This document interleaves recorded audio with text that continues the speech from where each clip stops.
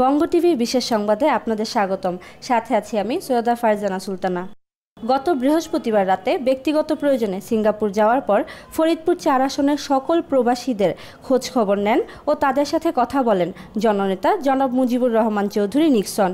এ সময় তিনি প্রবাসী ভক্তদের উদ্দেশ্যে বলেন, আমি একমাত্র ভাগ্যবান ব্যক্তি যে আমি শপথ নেওয়ার শপথ নেওয়ার আগে 130 কোটি টাকা আমার এলাকার জন্য পাশ হয়ে আছে।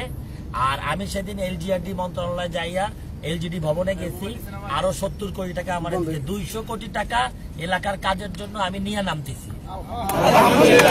নির্বাচনী ইস্তেহারে ফরিদপুর ৪ আসনকে মাদকমুক্ত করার জন্য যে প্রতিজ্ঞা তিনি করেছিলেন সে বিষয়ে তার প্রবাসী ভক্তদের উদ্দেশ্যে বলেন, আমি শপথ নেওয়ার 4 দিনের মাথায় ভাঙ্গার সবথেকে বড় মাদক সম্রাট লুৎফর গ্রেফতার হয়েছে।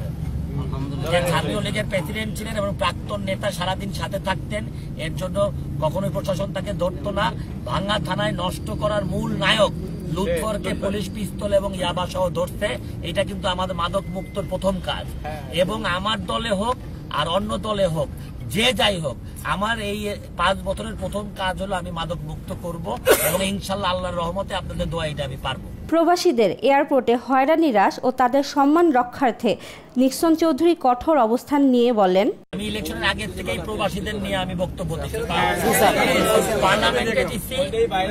পার্লামেন্টে দিচ্ছি, টক শোতে দিচ্ছি, আগামী সংসদে দেব, যতদিন পর্যন্ত প্রবাসীদের এয়ারপোর্টে হয়রানি বন্ধ না হবে এবং যতদিন পর্যন্ত তাদের ট্রাভেল ট্যাক্স মাফ না করা হবে।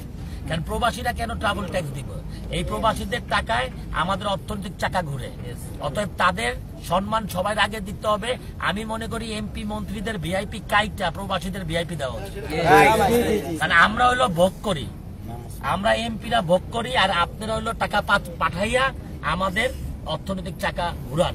অতএব এই আন্দোলনে আমি আছি। সারা বাংলাদেশের প্রবাসী যারা আপনারা এখানে সবার সাথে বসে আপনাদের সমস্যাগুলো শুই না, তারপরে আমি সংসদে এটা নিয়ে আলোচনা করব এবং আমার যদি দরকার হয় আমি আবারও সংসদে ওয়াকআউট করবো এই প্রবাসীদের।